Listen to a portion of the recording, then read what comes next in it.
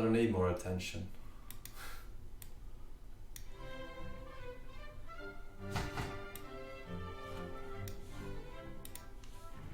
What I'm about to tell you is considered by some very serious thinkers to be an information hazard. Information that just by knowing it is potentially harmful to yourself and to others. Alright, so if you can't handle information from Little Thor, pause the stream now and come back in 10 minutes. No mistake, I am making an ethical decision just telling you about this idea. I feel okay doing so because I don't take the risk seriously. However, the disclaimer is there. If you wish to continue, keep watching because something wants to see you. Now entering the facility. Oh. We begin with something of an internet legend. You see, a few years ago, on the rationality and philosophy blog Less Wrong, a user named Roko, or Roko, I'm gonna call it Roko because that's just sounding cooler to me, posted a thought experiment. Upon dissemination of this thought experiment to the rest of the website, the founder of the website, Eliezer Yudkowsky, called the post stupid. He then called Roko an idiot, deleted the post, scrubbed it from the website, and prevented any further conversation about this thought experiment.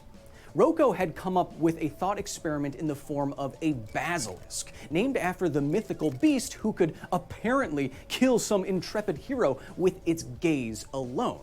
And Yudkowsky deleted the post because of its potential to gaze at a user on the website, metaphorically speaking, and do harm to them. He decided to slay, not a scaly beast, but an idea. And some users of the Less Wrong website did report great mental distress and even nightmares after considering this thought experiment. Again, I'm deciding to tell you about it because I do not take it seriously, and I don't think you will either, but if you do not handle existential dread to the nth degree very well, I suggest you take the hyperrail back out of the facility. The thought experiment that is Roko's Basilisk starts like this. Suppose that in the future we are able to create a hyper-intelligent AI, something straight out of the singularity. We then ask that AI, as we might, to help us optimize all aspects of human civilization. But then, for reasons unknowable to beings like us compared to its intelligence, it decides that the first step towards optimization starts with inflicting eternal torment on every single human being that didn't want it to come to fruition or didn't help it come into existence in the first place. After all, how can you optimize without the optimizer? How would the Basilisk know that you did or didn't help it come to pass? Well, as we learned in a previous episode of this program, a sufficiently advanced artificial intelligence could literally simulate all of human history, every single human ever, faster than that. So this Basilisk might be able to meaningfully recreate you, every single thought you ever had or will have, and then be confident in its prediction of what you did or didn't do in the past to judge you in the future. Here is where the Basilisk really rears its head. If its creation and its revenge are a real possibility in the future, shouldn't you, all of you, right now, start advocating for its creation or help build it yourself to escape eternal torment and anguish? Well, the good news is that if you've never had this thought, the dilemma never presents itself to you and you can escape it. The bad news is that because of me, now, you can't escape it. The Basilisk has seen you. Now what are you going to do?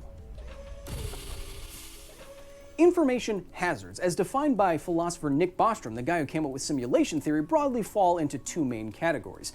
The first is information that's potentially hazardous to others. The second is information that's potentially hazardous to yourself just by knowing it. The first category is pretty easy to think of. If someone were to give someone else the information on how to build a nuclear bomb in their basement, that would probably be catastrophic for a large number of other people. The second category is a little harder to think of, but I'm sure you've had experience with it. Tommy, stop it!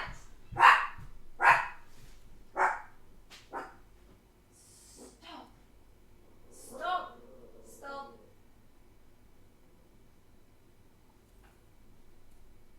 Did you order food? No.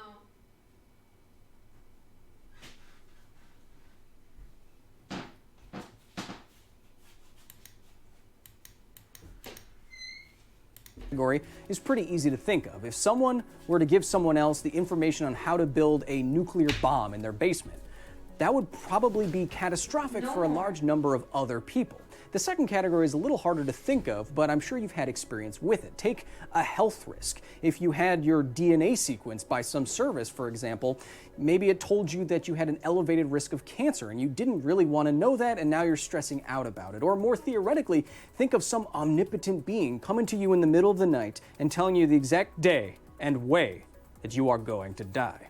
I'm guessing having that information would change your entire life and be very stressful. Or think about, I don't know, some guy on the internet with a man bun putting you in the sights of a malevolent AI who's going to torture you forever just by thinking about it once. That sounds like it could be stressful too, I guess.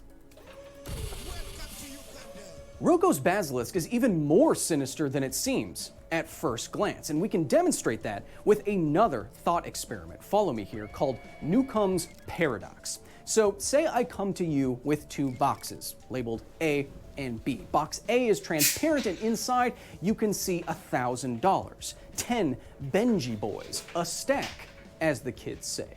What's in box B is not apparent to you because box B is not transparent, it is opaque, and I tell you what's inside depends on you. You see, I'm an amazing predictor, and I have the ability to tell the future. And if I predicted you will choose box B, there's $1 million in box B for you. Oh, 10,000 Benji boys, mucho scalote, I think the kids say. But if I predicted you choose box A and B, then box B is empty and you only get that one sick stack of paper, or cheddar, or... Wait, what? What do you mean choose A and B? What? I don't. What does it mean by that?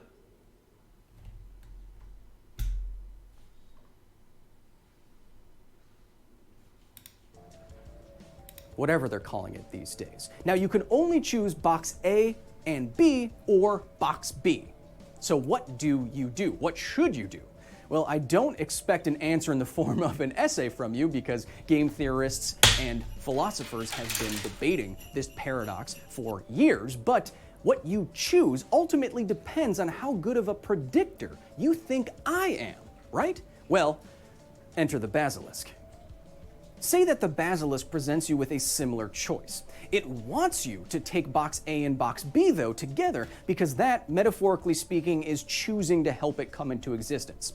It then tells you that if you only take box B, the other option, you will experience eternal torment. Like, I don't know. It will insert wires into your brain and pump in electrical signals that equate to living 1 billion lifetimes with every nerve in your body screaming in the absolute zenith of possible pain. I don't know, something like that. Now, if you were convinced that the Basilisk was a perfect predictor, which it could be, you would most likely take both boxes. You would do what it wants. Because Roko's Basilisk knew that you would take both box A and box B when threatened, box B never had to actually contain any torment at all. You've now experienced future blackmail. If you think there's any real possibility that Roko's Basilisk could slither its way into your possible future, then logically, if you don't want to incur its wrath, you should start bringing it into existence right now.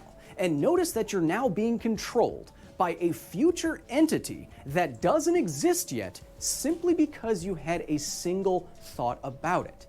You will have... They're implying all these things like a super advanced AI would have human feelings like wrath and anger and all these ridiculous things in the first place. Acted in its past the way it will have wanted you to in its future.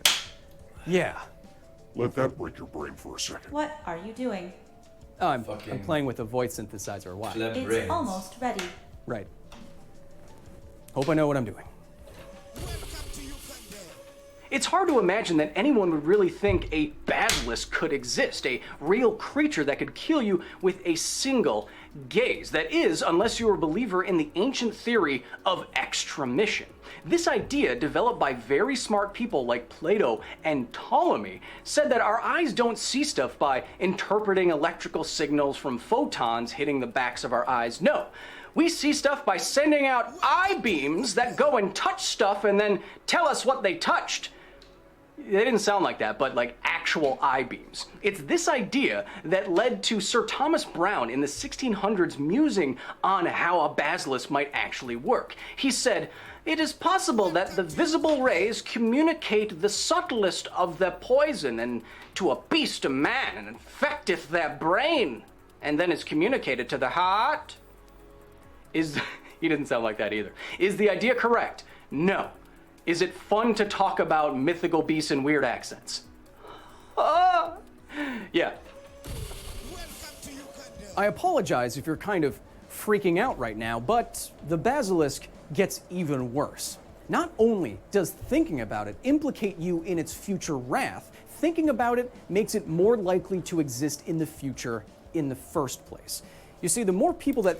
This is basically just a fucking little version of the missionaries' dilemma, right?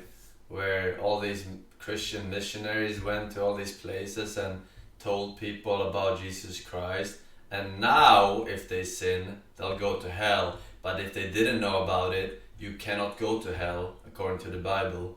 It's absolutely fucking retarded. Think about this thought experiment, the more people might choose to start bringing it into existence, and now it's more likely to exist in the future. Even if it was never going to exist, thinking about it right now, as we're doing, increases the chances that it will. This is why this is often deemed the most terrifying thought experiment, a kind of idea virus. And if you take this idea seriously, you can see why Yudkowsky and Les Wrong handled this info hazard in the way that they did.